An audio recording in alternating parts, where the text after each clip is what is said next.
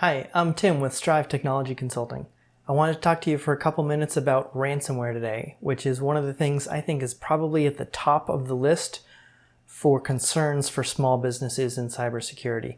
The numbers that I see these days are staggering. About half of all small businesses, not just enterprises, SMBs, have been targeted by ransomware in the last year.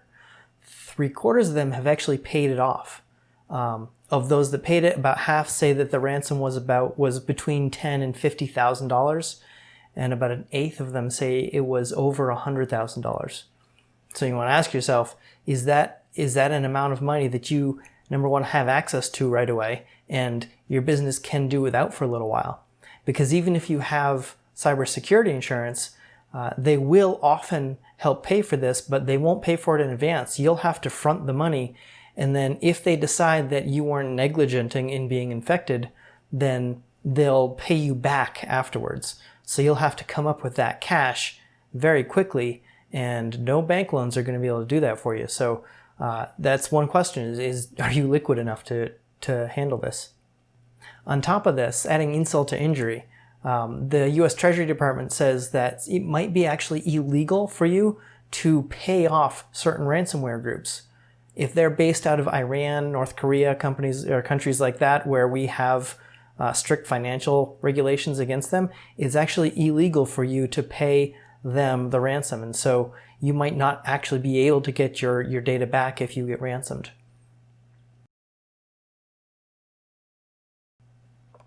Here's 3 of the top dirtiest tricks, 4 of them, that I see coming out of ransomware these days. In addition to just the dirty trick of them infecting your computer with a virus and encrypting all of your data so that you can't touch it unless you pay them. That's the definition of ransomware. In addition to that, they're starting to do other things. Number one is if you pay them, they realize that you're willing to pay. And so one of the things they're doing is starting to only give you a decryption code for half of your data or a portion of your data. And if you want the rest of it, then you have to pay an additional ransom. About 17% of the people that get infected, and that's pretty high, say that they only got back a portion of their data after paying the requested ransom. Number 2, even after you pay the ransom and they give you the decryption key, you decrypt all your data, unless you're very good about cleaning all of those computers off or wiping them clean, starting fresh with a brand new copy of Windows, then that ransomware is actually going to stay on your computer so that it can then reinfect you 6 months or a year down the road. Number 3, they're actually starting to release or threaten to release all of the data out to the public. So not only are they encrypting your data, they're downloading it all first. And once they have a copy, they say, hey, I know that you're going to try to get away with this by restoring from backup. We're not going to let you do that. If you don't pay us, we're going to take all this data that we've downloaded and either release it out to the public, which means you are probably going to be liable for data breach notification, alerting the Secretary of State and paying for data breach insurance for everybody that's had their data lost because of that. Or they might actually release it to your competitors sometimes. So these are more incentives to make sure that you actually pay. And then the 4th one is they say we're gonna run what's called a denial of service attack on your network or on your website, which means that until you pay their ransom, they will force your website offline. They'll force your network offline so that you can't actually get any work done in between the time you get infected and the time you pay them. Dirty tricks, all of the above, and they're becoming more and more creative and more frequent all the time. So what can you do? Here's the top 3 things that you can do to prevent ransomware from showing up. Number 1, get a next generation antivirus program. The old school antivirus that was what they call signature based, where you download the definitions every night, that doesn't work as well as it used to against old viruses. So number 1, get what's called a next generation antivirus that can do more AI kind of searching for viruses. Number 2, take backups. All of your data, all of the time, needs to be backed up at least once a day, more often if possible. The rule of thumb I use when I'm talking to customers about backups is if you're not testing your backups, then you're not doing backups.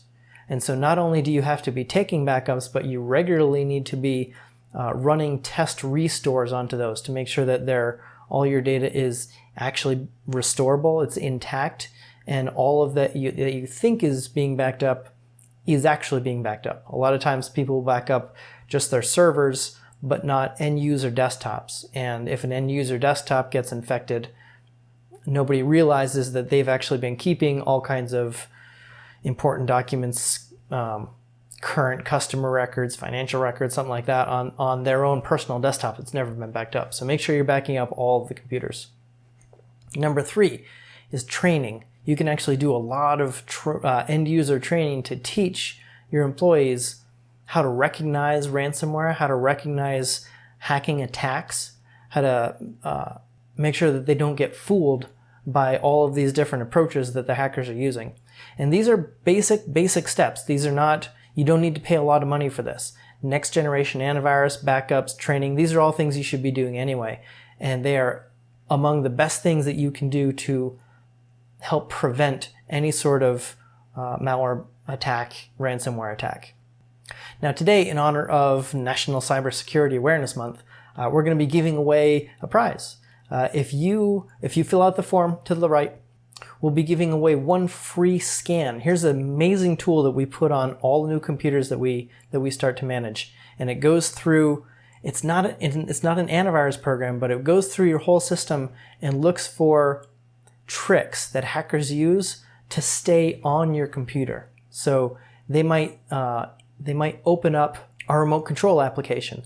Now, an antivirus program is never going to notice that an application that's built into Windows has been enabled, but this software will. So we'll basically go through the whole computer and look for all of these little backdoors and secret traps that the hackers use to stay on computers, to trick the antivirus, to make sure that if they get caught, that they can get back in and reinfect your computer.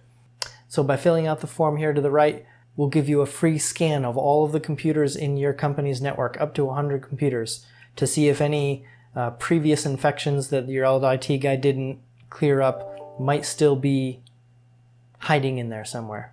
Thank you and have such a great day.